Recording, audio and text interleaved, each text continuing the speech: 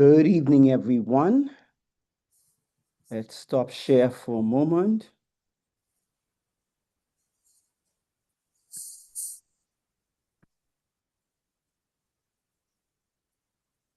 Good evening, everyone. Let's stop share for a moment.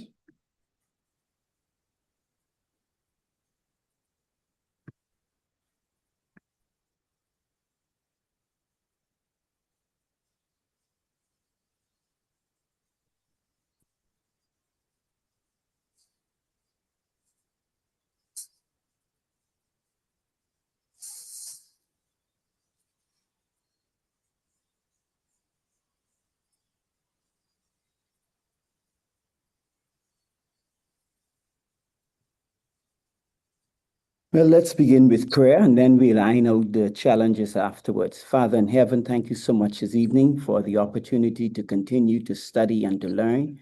We ask for your hand to guide and direct us in all things. In Jesus' name I pray. Amen. There's a passage I'd like to begin with. I'm having some trouble with the sharing opportunities in Zoom with my screen, so just bear with me.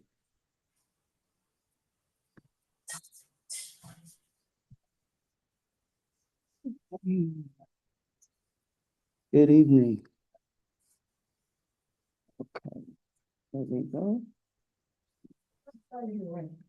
Hi, good evening, good evening. Okay, so here we go now. There's a path in the book, there's a passage in Proverbs which says, the path of the just is as a shining light that shines more and more unto the perfect day. And I want us to look at that. And there's another one that I like that says, the fear of the Lord is the beginning of wisdom.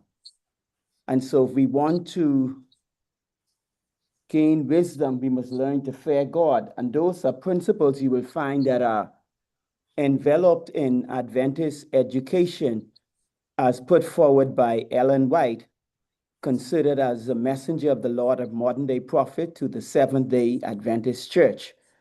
And so what I propose to do this evening is briefly share with you some principles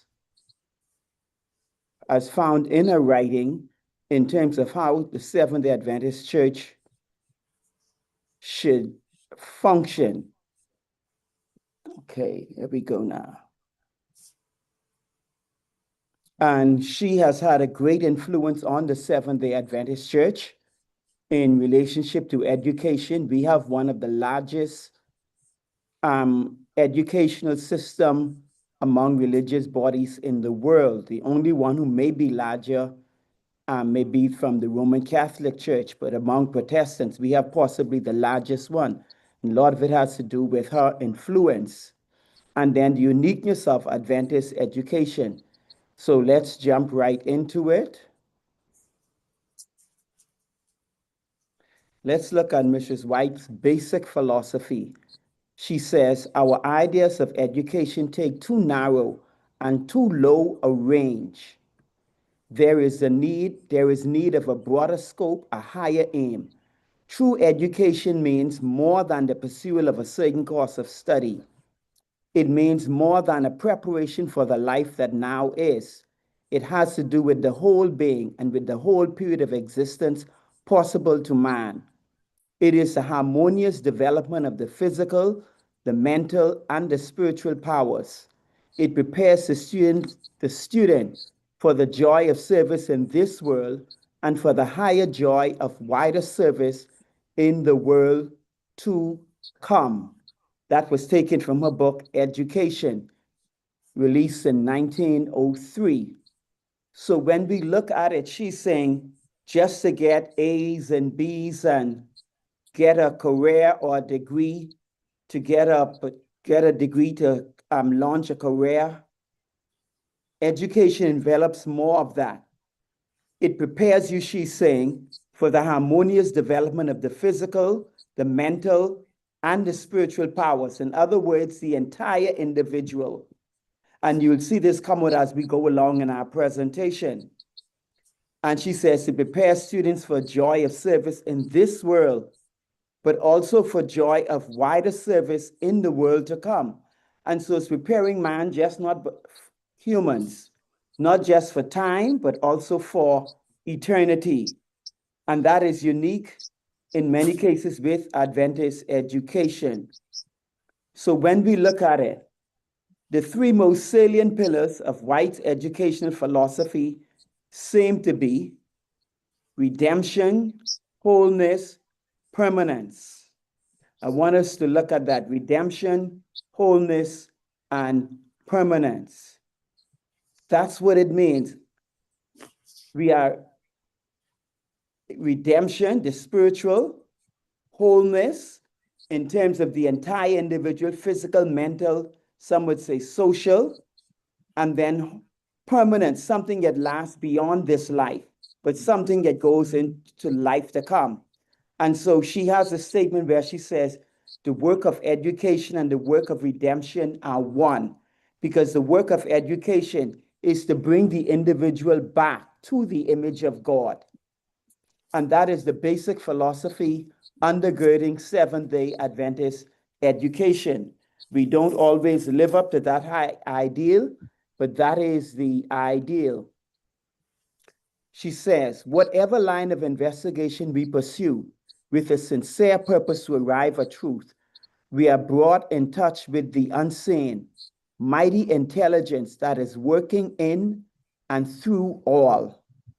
The mind of man is brought into communion with the mind of God, the finite with the infinite. The effect of such communion on body and mind and soul is beyond estimate. Again, this would have been taken, somehow my thing came out from Ellen White's book on education. So look at that. The mind of man, human beings, is brought into communion with the mind of God, the finite with the infinite. She's saying that is the purpose of education. And the effect of the communion on the body and mind and soul is beyond estimate. So when you have this dualism coming together, where God's mind is influencing the mind of the student, not just through mathematics, reading, writing, arithmetic. I had a lecturer in college who said the 4 R's of education. We talk about reading, writing, arithmetic. And then he makes mention of redemption, the 4th R. And that is something to consider, because the goal of education is to make individuals whole. Loma Linda University has gotten the basic principle. There's some sort of statue I see in pictures on their campus, and it has this someone's concept. Let's call it the Good Samaritan, helping someone. Let's see if I can put it on screen for you. And it basically says to make man whole. I don't know if I can find it, but if I do, I'll put it up on the screen. It just came to my mind and talking about it. And they think that is their goal as an institution, to make people whole.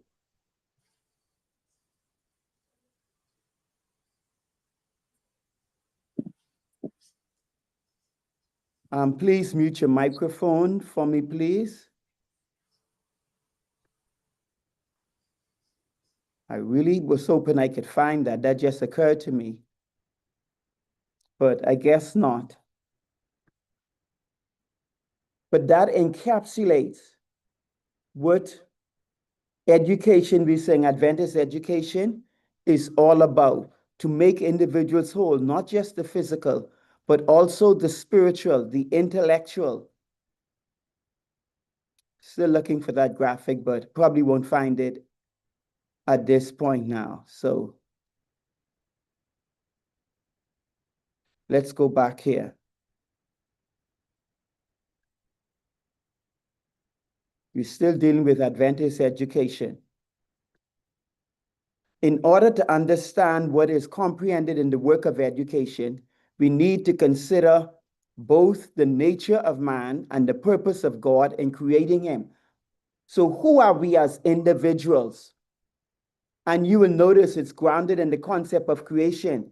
What was God's purpose in creating the individual?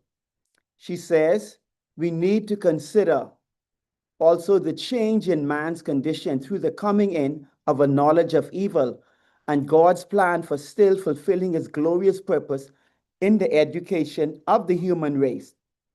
So why were we created? To serve God, to worship God. Sin came in and threw that out, but God still wants his plan to be fulfilled. And she's saying education helps to do that. And that's why she says in the book, in education, the work of education, redemption are one, because the goal of both is to reunite, recreate the image of God in human individuals, that we might ultimately be reunited with him. She goes on to say, in the highest sense, the work of education, the work of redemption are one. For in education as in redemption, other foundation can no man lay than that is laid, than that which is laid. It was the good pleasure of the Father that in him should all the fullness dwell. Taken from Colossians. Again, taken from education, but some other words didn't show up. Look at that again. Let's look at it one more time. In the highest sense, the work of education and the work of redemption are one. For in education, as in redemption, other foundation can no man lay than that which is laid. It was the good pleasure of the Father that in him should all the fullness dwell. So God wants to unite human beings. And when you look at some more of what she has to say, said God, in order to teach Israel who had just come out of slavery, he gave them a sanctuary because they were used to visual images of deity coming out of Egypt. And so that was the basic purpose there. And the sanctuary was to teach them and help them to understand who God is. And through nature, I'm going to go to something else now. True education is the preparation of the physical, mental, and moral powers for the performance of every duty. It is the training of body, mind, and soul for divine service. Education for this earth is good, but Adventist basic philosophy, and she has really shaped the Seventh-day Adventist thinking on education. She's saying this is the education that will endure unto eternal life, so that the education you get in business or some other profession is good to train you how to operate a business. But what are you learning? How are the principles that you're learning? How do they help you in understanding, hopefully, how to relate to God? The education in getting your degree in business in Adventist colleges, you have to do so many hours of religious instruction, Christian life and teachings, or God and human life, as some call it. I think up to about maybe 12 hours in some cases at the college or university level, because of this basic philosophy that is not just about you getting a degree to go out and write computer code or something, but it's to understand that you came from the hand of God, your created being, and his desires to reunite the human family back with the heavenly family one day, to bring our fallen nature back to where it was before the fall. And so with that in mind, there's also the physical component where individuals get involved in some type of physical activity, whether that be through physical education, sometimes with gym workout, or something. Some schools, not all schools, but they try to encourage individuals to get to use their hands in community service, in gardening, or something of that nature, so that you're in contact with nature now. I'm going to move on.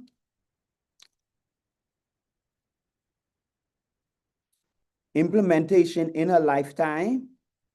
Her counsel always advocated quality education, but from a Christian standpoint, not that of classical education. Herbert E. Douglass, 2013.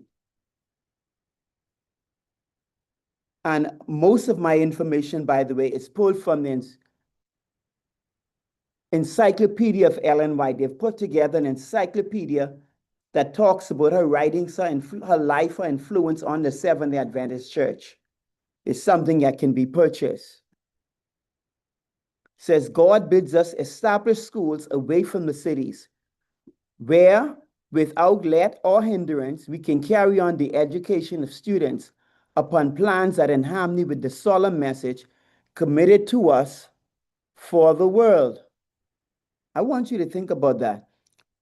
Most Adventist schools, as far as possible, they're established on large acres. That seems to be a trend with colleges, universities. They try to establish them on large acres of property because someone has said that green is relaxing for the eye. So a lot of them are built where there are a lot of trees. So after looking in a book or a computer screen, green tends to relax the eyes.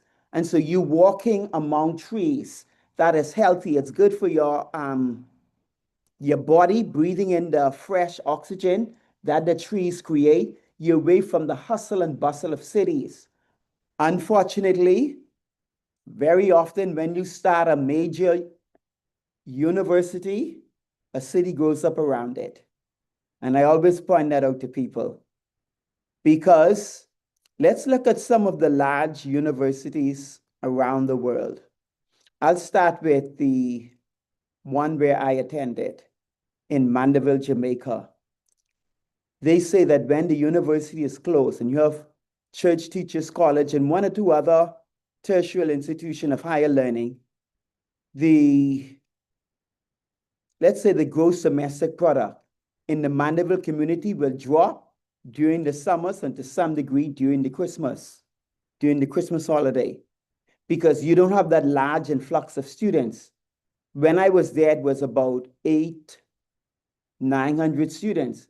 Now, Northern Caribbean University in Mandeville, Jamaica has a couple thousand students, maybe about 2,000 or more. And so when you have that many students, they need products, they need services, hair, nails, barber, beauty salon. Students need housing because I don't think you have any university, major university, that ever has sufficient housing for any of its students. If you look at UB right here in the Bahamas, the dormitory cannot handle, maybe, I don't even know if the dormitory can handle 20% of the students who attend University of the Bahamas. So persons build apartments and housing schemes and whatever around the area of the university for students to rent, and that is a big business. They're talking about building a major dormitory, and that is wherever. And so they also need grocery. They're going to need book supplies. They need students say, look, I want food from these fast food joints or wherever they want to go. Students drive, so they need fuel. I mean, Nassau isn't that big, so it's a little easier. But basically, anything that you would need, students at a university would need, you have businesses surrounding them who try to supply that need. And so that's one of the things. But as far as possible, they always try and develop schools in large properties where you have walkways. I've seen 3 universities in the United States so far. I've seen Texas Southern University. I've seen Oakwood University. I have seen, there's another one. It'll come back to me. I've seen pictures of others, Andrews University, Loma Linda and others, and they all were developed, and this was something she encouraged, where they were large acreage. And you have some students on universities, they cycle to and from classes, some can walk. I've been to University of the West Indies, I've been on their campus, and they have buildings. They don't have very few of them have large multi-story structures. You may have a few who do that, where you just hop an elevator and go from one floor to the next. And it's good because after sitting down for an hour and you go to the next class, it's good to walk in between. And many schools, let me not say most, schools that I'm aware of They have like 10-minute period to get from class A to B, because sometimes you have to move between one building and go outside to the next one. And that is all a part of, to me, your educational development. You're out in nature, and this was something that she encouraged. But she says, God bids us establish schools away from the cities where without let or hindrance we can carry on the education of students upon plans that are in harmony with the solemn message committed to us for the world. So she's saying, move them away from the distraction, the dins and the tinsel. Can you imagine building a university downtown Nassau? I mean, now it's not as busy, but still, you get the idea. Or you go in, and I don't know, they may have it right in the heart of New York City, in the state of New York, like someplace downtown, by Times, what you call it? Times Square. You just take a couple of buildings and put up a multi-story complex. It doesn't bode well for concentration. Times Square is a place, New York is a place where the city never sleeps. It's busy. I've seen video, I've watched video online at 12 o'clock at night with webcams, and you see people out shopping. Never seems to shut down. That's a distraction from studies. And so most people try to build universities away from that busyness. And then having 5,000, 10,000 students moving to and from that university, or let's say even 7, let's say you have dormitory space for 3, the other 7 live in community. That's a traffic nightmare, getting them there basically every morning and then finishing up in the evening. You just add to traffic congestion and so many persons emanating from one spot. That's like going to a major stadium and suddenly the game is over and everybody is leaving. It slows everything down. Everything is just compacted. But she's saying for the message that we have a Seventh-day Adventist, being in nature helps students to focus on the message and the work which they have to do in spreading the message of redemption, the 3 angels message. And that's part of the reason why our universities, high schools, etc., would develop, not just for academic acumen. If that was the case, we really don't need them, because you have many around there. You have governments. Most governments try to provide education for its citizens. If that's the only purpose, we could shut Bahamas Academy down. We can shut it down, because in most cases, government schools are better funded and have better resources. We could just take it and sell it to the government and call it a day. But our purpose, and that is how we seek to do, we involve prayer with the students. We pray with them. We talk with them. Today, for example, student walked into my class. I don't even teach her. Just stressed her because she felt she didn't do well on this exam. And I had to talk her through and encourage her. And I prayed with her before she left and told her, hey, go out in nature. I said, go look at the trees in the yard. I said, if it'll help you, go by the elementary school and watch your children play. Join in 1 or 2 of their games if necessary, just to de-stress before you go into your next exam. That is something that you may find on a campus that is non-religious.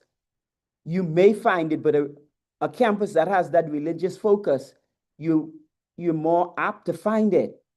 And that is part of what an Adventist education it should be, that you can go to any teacher, any staff member, say, look here, man, I'm going through a rough time. I need some help. I need some guidance. Can you help me?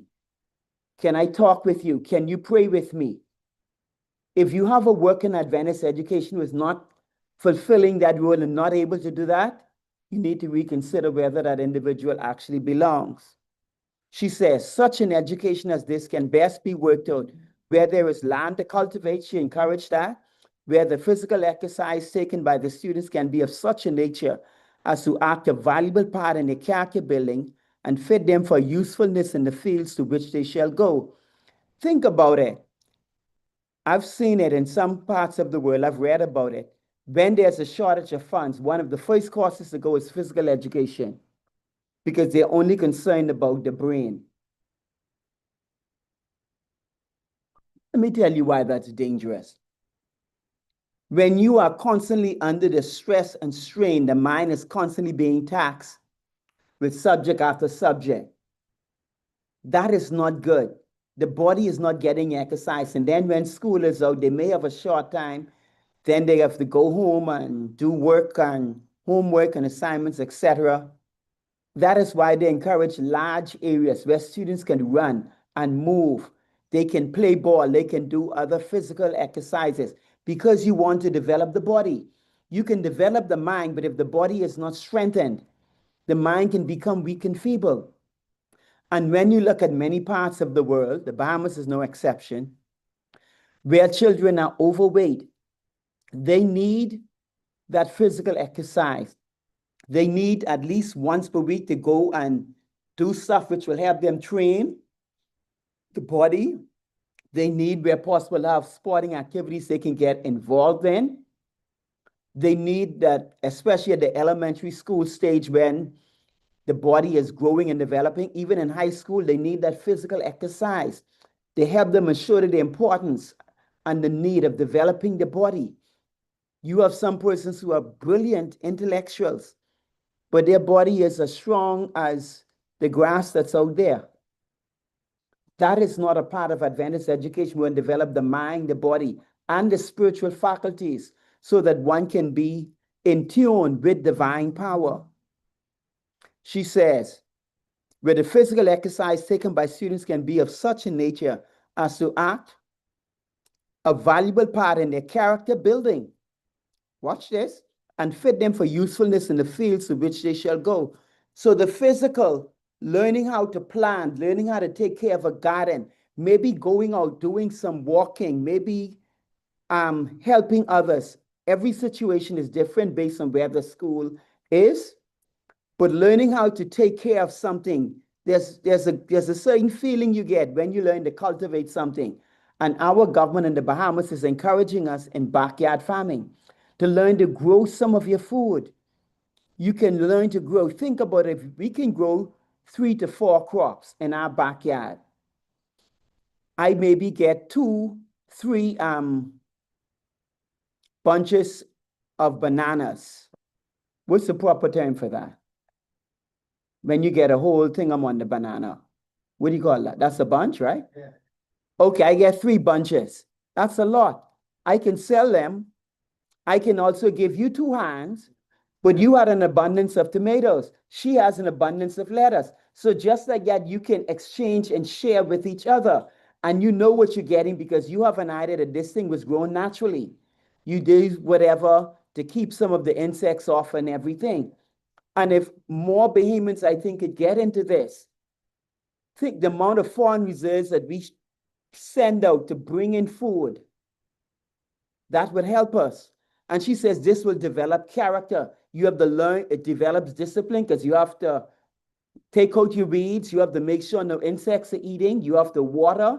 You have to train them how to grow if they're vines and what's not.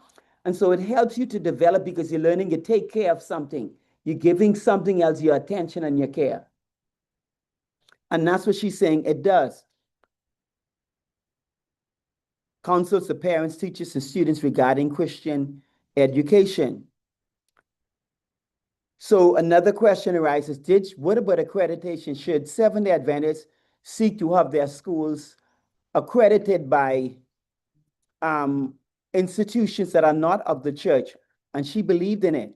She consistently advocated for Seventh-day Adventist colleges to pursue accreditation, particularly in the context of medical education. During her day, everybody claimed they were a physician, they had a medical school.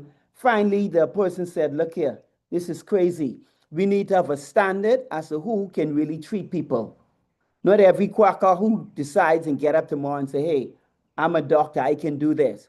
In the earlier years, the physician was the one, or the surgeon was the one who cut people here. So the same razor might have been taken to shave or cut your hair, he probably wiped that once or twice on the cloth or something because he was the barber, he cut, right? So you bring him to cut. They use practices such as bloodletting. One American president died from that. You're sick, you say there's poison in the blood, so they cut you and let some of the blood run out so they get rid of some of the poison. So they had standards now as a treatment, and she encouraged it. She believed that the church's educational institution should meet legal requirements and be positioned to qualify students for medical school entrance exams. So she was not against this stuff here, because you want to know, when someone goes to business A and they came from school B, business A wants to know that what they learned at school B has a certain standard. If they say they did accounts, they want to know that they are able to do certain things that are widely practiced in the accounting fields. And that is why we seek to have our colleges, universities, and academies meet a certain standard to say, hey, when these students leave here, they can compete with anyone else who has finished the same level of education from any other institution. Said White's counsel was seen as justification for accrediting advanced educational institutions, influencing debate on college accreditation from 1922 to 1936. There are some who believe that Adventists should live in a bubble and stay to themselves. And that is something she did not believe in. Someone says the value of cultivating plants is a character development process. Thanks for that input there. Says this push for accreditation was largely driven by the need to maintain the accreditation of the church's medical school, as medical schools were required to accept applicants only from accredited colleges. So you have the medical school, but they say, hey, we're not taking anybody into medical schools unless they came from accredited colleges. And so they needed to know that your foundation was solid, that when you came into a medical school, you knew about biology, you understand anatomy, how the human body is structured. You understand physiology, how the different systems work, the neurological, the digestive system, the circulatory, the respiratory. They want to make sure that you know these things in advance. You had this basic knowledge. You understand the basic of chemistry. Said White urged the church to aim for the highest possible credentials for its medical school and graduating physicians. As a result, Adventist undergraduate colleges began pursuing accreditation, leading to faculty obtaining advanced degrees from non-Adventist universities. However, this process also raised concerns with maintaining the church's distinctive beliefs and educational philosophy in the face of secular accreditation. And you can have both. Accrediting bodies don't have a problem if your students are required to do 8 to 12 hours of religious courses, because that is a part of your foundation, which you built on your mission. Okay, that is a part of your Magnum Carta, so to speak. They just want to make sure that what else you're offering meets a certain standard. And they're going to make sure that if you say your students are supposed to have so many hours, and when they finish, they meet a certain standard to understand certain things with the Bible, they're going to look and see if your students actually understand what you say they should know about the Bible. Those are things that they look for. Are you living up to the basic philosophy of what you say your school stands for? They want to make sure that the way you teach calculus meets the national or international standard also. The way you teach biology meets those standards. And so someone who goes on to get a doctorate degree in, let's say, education, because we didn't have it initially, so we had to go to someone else to get it. By then, they should have known what they believe and what they accept. If you have the mindset and you're willing to sacrifice the money to go on to get a PhD in education from a school that is not Adventist affiliated, you're supposed to have your foundation already set. You're supposed to know what you believe and what you stand for at that stage. And just the fact that you have the mindset to go on to get that degree, it shows that you have the capability to understand A from B, how to come up with a theory, a thesis, and see if there's sufficient evidence that support that thesis, and you can defend that. And so there are persons who would go on to another institution, they can study the philosophy and theory of education in even a non-religious school. But you would expect them to already have the Adventist understanding of what Adventist education is all about. And they may choose to do their major research, their doctoral thesis, on some aspect of Adventist education. The school where they're studying doesn't have a problem with that, as long as 3 or 4 other people haven't done the same. So they're looking for original research. If you're saying, hey, I want to show that allowing your students at the tertiary institution, the university level, to engage in some sort of agriculture pursuits will enable them to develop better character. A professor would say, hey, that's unique. We haven't seen that before. That's good. Let's go for it. And they're going to challenge you to see whether your theory can actually be proven. So they don't have that bias there.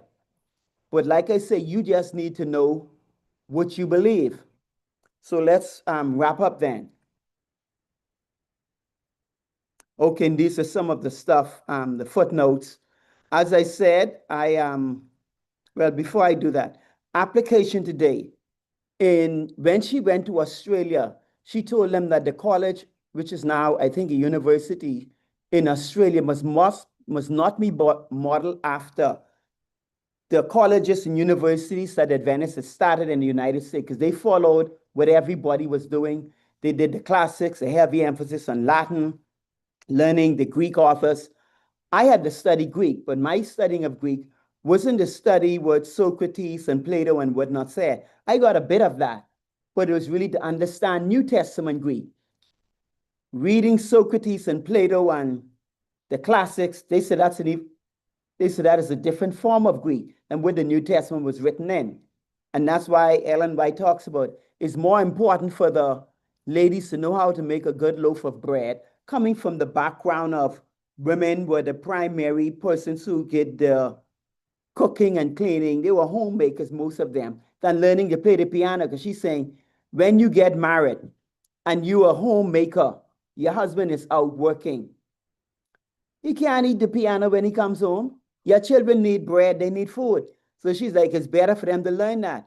She talks about things how to hitch a horse to the wagon, because again, these are people dealing with a lot of agriculture and what's not, than maybe how to quote Aristotle, unless you go and you teach. So it was very practical. I see Bahamas Academy has now branched off into agriculture. We do woodwork, we do home ec, we teaching crafts. So we're teaching children to know how to utilize their hands in doing things. The plan was to eventually go into auto mechanics, I understand. Teach people the trades, and that's important today. Because when you look at it, let me put it this way. In 1995, when I worked in the Turks and Caicos, I saw a guy who I went to college with who had a bachelor's degree in business administration, probably with accounting emphasis. And one day I no longer saw him in the bank because he was working in the bank. And one day when I saw him, when I say, I don't see him in the bank anymore, I said, where are you? He said, I'm in construction. I said, why? He said, I'm making more money. And that is true. If you are a good mason hard to find, or you a finished carpenter, they demand their money. You a finished carpenter, not everybody can do finished work. Building cabinets and these pretty intricate designs, everybody can't handle that. I know when my house was being built, they brought in someone to deal with the crown molding and the baseboard and stuff. They brought in someone to deal with some of those stuff. So that is a sense, but we have been culturalized as the former ancestors of slaves and whatever, that everybody must be a doctor, everybody must be a lawyer, a teacher, a business person. And we have ignored things like farming because we look down on it because that's what slaves do. Manual labor is for people with this and that. And I've heard people say, oh, well, those who can't cut in the classroom, let them go do electrical or this or that. No. In electrical field, you can get up to 3-phase, and it involves more. So if you want to wire up something like Bahama, you've got to have a 3-phase license. And then you must understand certain things beyond that. When you're doing certain things like plumbing, you can get a master's in plumbing, which goes far beyond just running a pipe for a kitchen sink. You now got to know about boilers and different types of pipe and all sort of stuff. So it can be quite advanced. Same thing with farming. In construction, you see different theories are coming out. And so you got to be able to think when they tell you the stud is here, but the wall is going to be 2 3/4 inches where the finished wall is. You have to find out, how am I going to get my box away from the stud 2 3/4 inches?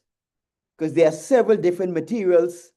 And so you got to be able to know, well, this piece of material is a 1/4 inch. This one is going to be, you got a mortarboard. Then on top of that, they got sheetrock. But they have neither mortarboard nor sheetrock on the site. So you got to look at the plan, or somebody tells you, well, the mortarboard is 1/2 inch and the sheetrock is 3/4 inch. So you got to be able to do your fractions, put them together and say, okay, 3/4 plus 1/2 inch, that's 1 1/4. You got to take your tape, measure that, and put your electrical box there, say, because this is where, when the sheetrock goes on, the box needs to be flush with the sheetrock. That requires a knowledge of fraction. And so everything comes together. You got to have an understanding if you're going to do business. Because if you don't have that understanding in doing business, you will go broke, because you got to learn how to budget and plan and price. Well, my windows are going to cost this. It will cost so much to land. I know I need to pay my workers so much. The cost per square foot is so much. So after doing all that, you calculate, okay, I can build this house for you for $185, Pastor Williams, and I know my profit is going to be $15,000. If you chose to throw out a whole $15,000 into one car that you say you're going on a vacation, take the whole family, later on when you run into a problem and you need some cash, you're in trouble. So you know you got to budget your salary too as a part of that. So it requires math to be able to have some basic English, to read and to reason. All of that is a part. And those were the technical skills. That's where it comes in. So you have to have a knowledge. At ITC, we did business math. We had to do mathematics. We had to do English. All of that we had to do as a part of learning electrical installation. And that didn't even carry you to a single phase, what I did. Single phase, you go much more into it, where you start looking at some elementary physics and the mechanism when it comes to magnetism and all of that stuff there. Copper and aluminum, which one has stronger properties to conduct electricity and all the rest of that. You would have to start going into that.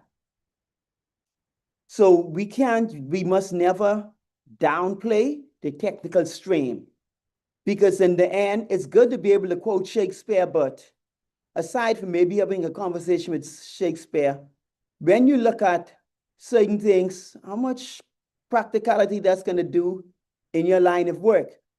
When you're talking as a bank teller with the customer, they're really not interested in how much Shakespeare you know.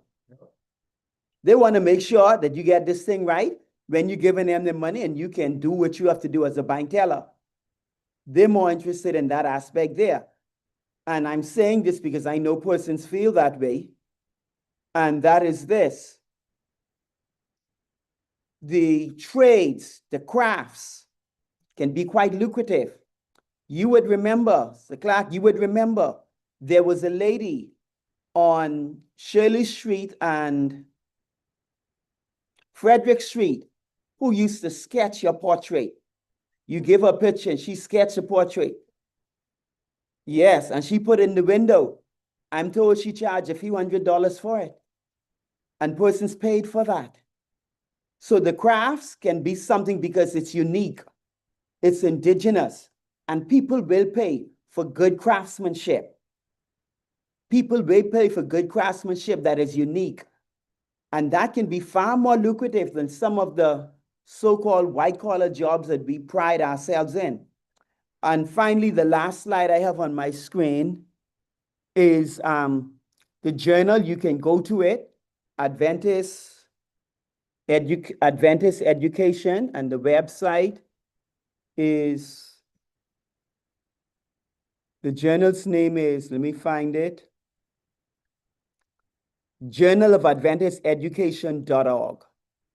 I'll share that with you so you can see it. I'll encourage all educators and persons who are generally concerned with something like that. Oh, it's over here. Let me stop share.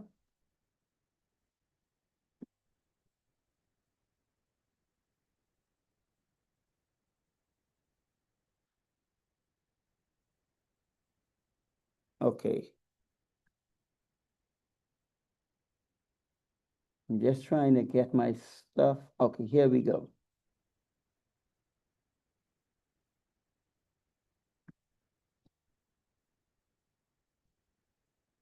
So,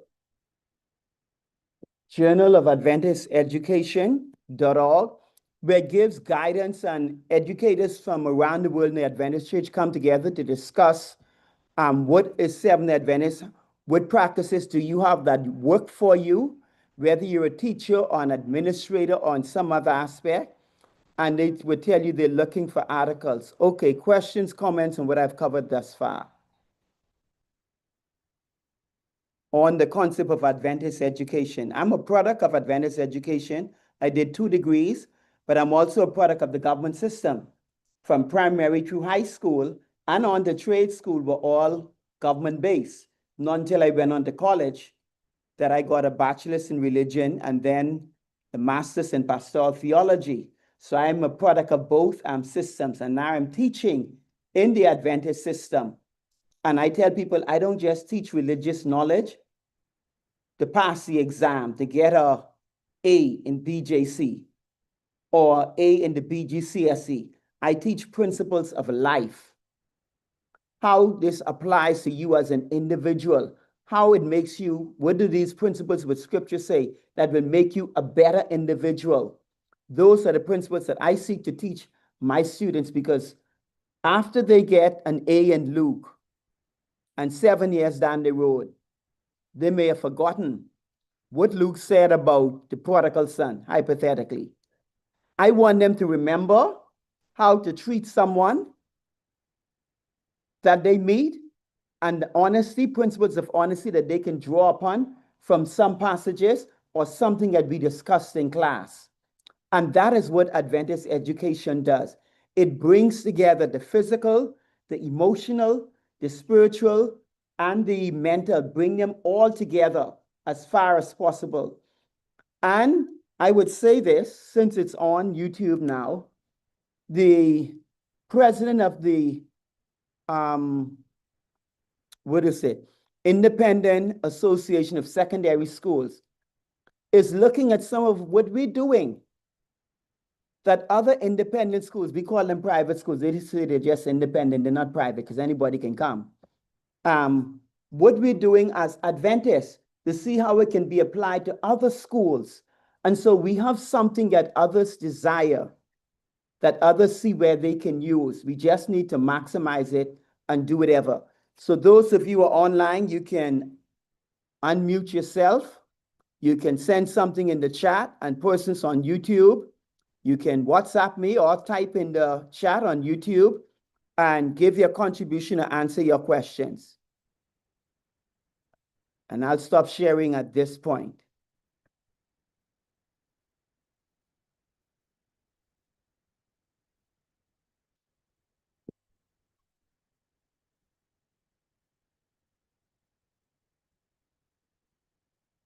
I used to do this easy, but Max, I can't find my stuff.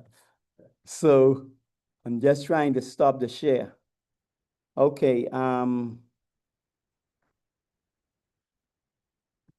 gonna make you co-host, McCoy.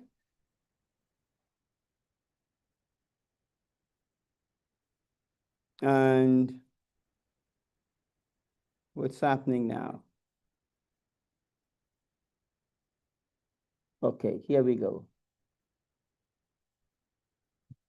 McCoy, see if you can stop the sharing for me because I have to go onto a second screen. I think everybody can unmute themselves, if I'm not mistaken. Okay, so any questions or comments? McCoy, see if you can stop. I'm having some trouble with the way Zoom is operating on the Mac in my sharing permissions. Okay, there we go.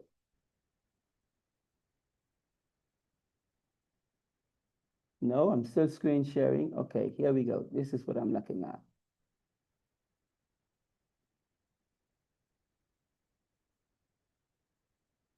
I'm still trying to, there we go. That's what I'm looking for. Stop share. Okay, any questions or comments on what I've covered so far?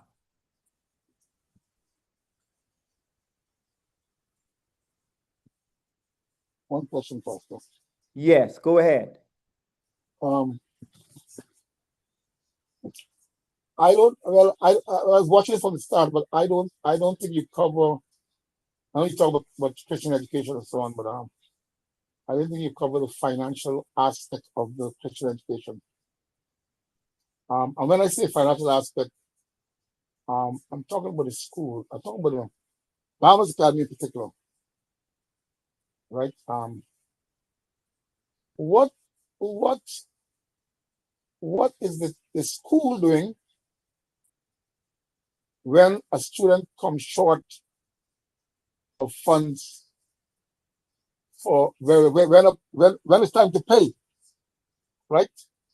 And a student comes short with funds, or well, haven't paid at all, right? Right there and then, I mean, what is the school doing in terms of because I had an experience in this. This why I'm saying this. Mhm. I never really owe the school. I always pay. I always finish paying off the what I owe, but then my child still go to school. But there was one time that I didn't get the funds in time. Mhm. My child was on the steps, and called me and said, "Well, Daddy, I can't go in school because they said you didn't pay." So the thing is, what kind of a I mean, well, you may not be the person pointing. It might be the treasurer or the people in the account section of the school who Mhm. might more be able to answer that. But Well, let I'm me, let saying, me tell you what the school is doing. yeah, Present. what kind of leniency? I mean, for one payment at one time, my record will show that I owes nothing, right? Mhm. But one time the payment didn't go in time, right? What is the school doing in terms of their account section to say, okay, well, according to the record, he pays all the time, he pays up, he's paid up, but right now he may be late. So let's just have a little leniency to say, okay, let the child go in school and then we contact him or see what he's going to do in the next week or so. But why immediately? Why immediately my child was on the steps and couldn't go in class? I can't speak but the past. I can tell you what's happening presently. One, if you're not able to meet the entire tuition at the beginning of the term, the business manager would work with you to do a payment plan so that by the time as exams come around, you would have met your obligation. So they'd put you on a monthly system whereby you can do it. Now, one of the things, and they have to do that because you also have the other hand, if you were to ask the business manager, the school has to write off large amounts of debt that people did not pay. Sometimes, as crazy as this sounds, you tell them, look, we can't allow your child to take exams. You've had the last 2, 3 months, you've not kept up your part of the bargain where you say you'd pay so much. It's time for exams. We're not letting them sit exams until you satisfy the financial obligations because teachers have to be paid. BEC has to be paid. staff. If staff cannot be paid, then they're going to go elsewhere to another school where they can be paid and get their money on time. So you work out something with this institution. The church has a system whereby individuals, I know it's not practiced much now, students can help to pay their own tuition. If you talk with Pastor Carey's oldest son, he paid his way right through high school. His father didn't have to pay. He sold magazines just through selling magazines in the evenings, weekends, whatever. After you make so much and you save your money with the Book and Nutrition Center, you can get a scholarship. So you save whatever the amount is. The school will put so much, the Book and Nutrition Center will put so much, and you get what we call a scholarship, and you put so much. So you don't have to pay the entire, let's call it $1,000. The school puts so much, the Book and Nutrition Center puts so much, and that helps to cover your tuition. So that there is still available. We had students last summer, no doubt we'll have students this summer who will purchase books at a deep discount, I should say, and then they sell it over.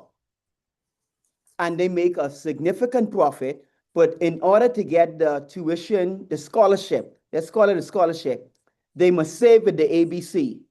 And then at the ending of the summer, they will look. If they have sufficient funds, they can say, look here, I've met the criteria. Let's say, hypothetically, they had to save $700 because their tuition was $1,000. I'm pulling a figure out of thin air. The ABC and the school will now make up the difference. These are just figures I'm pulling out of the air. Don't quote me on this. And that student will now be able to enter school, and their parents have a peace of mind that their tuition is covered. I encourage all parents, if you have a child, maybe even in grade 6, let them do something to help go towards their tuition. Each situation will be different.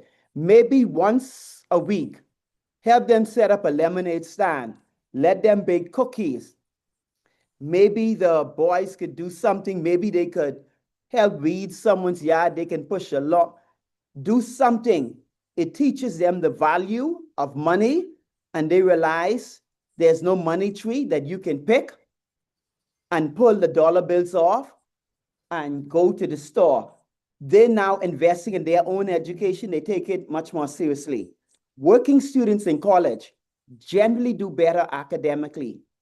Working student and married students, because they waste less time. They know they only have so much time and they have to hit the books.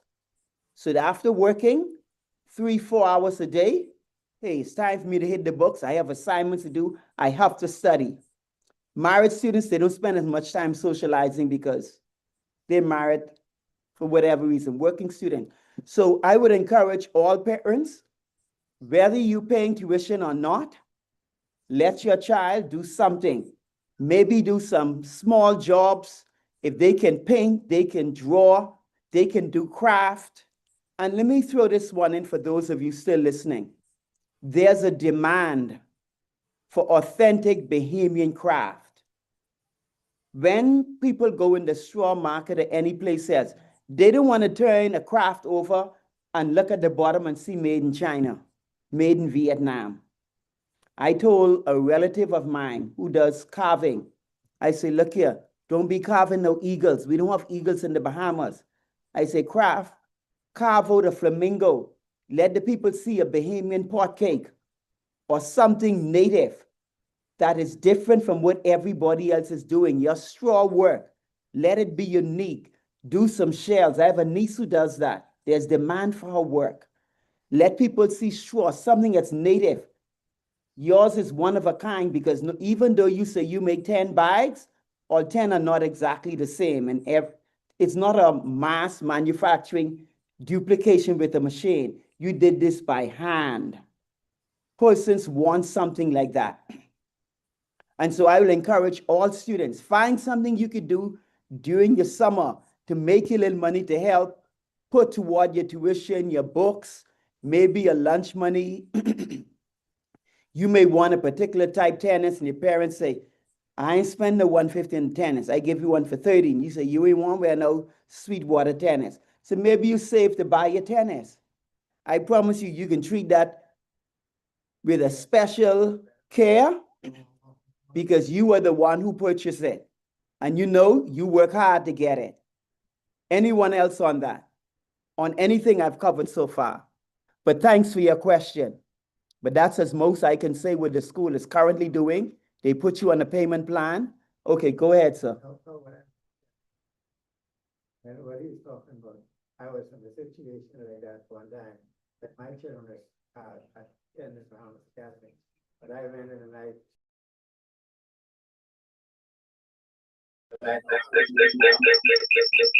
out at the same time.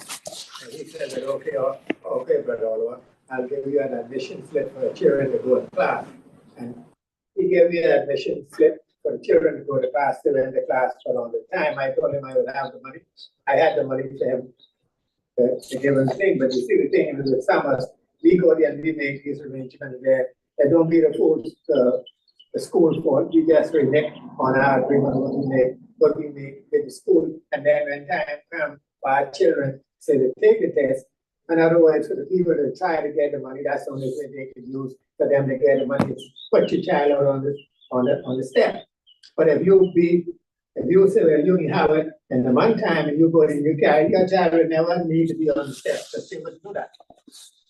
Thank you. The other thing I would point out, well, they're in the class now. When you put them out, the money comes in. Yeah, I know. Eventually, all of the students sit their exams.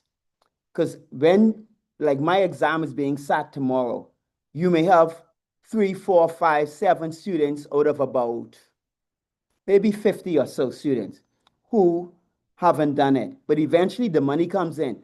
But you do have individuals who withdraw their child, send them to another school where they're paying more. Now that sounds crazy, but the school has to write off sometimes thousands of dollars of persons who did not pay the tuition. And like I said, if Bahamas Academy were to ever, and in times past, I've heard some past. One second. David, I can call you back. I'm in a meeting. You have some persons have put pressure, the chairman of the school board, no, let these people back in, so on and so forth. And you let them do it and they march, oh, this child has worked so long, they graduate, they can pay. They never pay. No. If the school could recover all the money that parents have owed it over the last 40 to 50 years, they'll be sitting comfortable. They'll be sitting comfortable. Thousands of dollars have been written off over the years of parents, many times Adventists, your own, who say they're going to pay, and they never pay. Right. And that's the problem. And then they see the children sitting on the step, they want to take it out.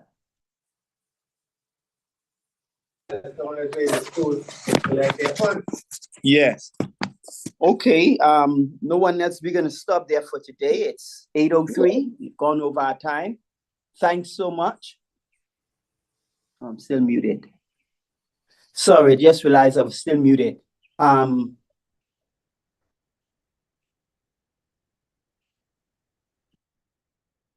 So thanks so much for joining. Join me again next week, Monday, same time, same Zoom link. Invite someone. Let me see on YouTube. I forgot YouTube. Okay. And we'll continue. If you want to come in person, I'm at the Fellowship Hall of the Maranatha Seventh-day Adventist Church, right here on Prince Charles Drive. Some persons come in person, some prefer Zoom, and we will study together. Thank you so much, and God bless you. Good evening, everyone.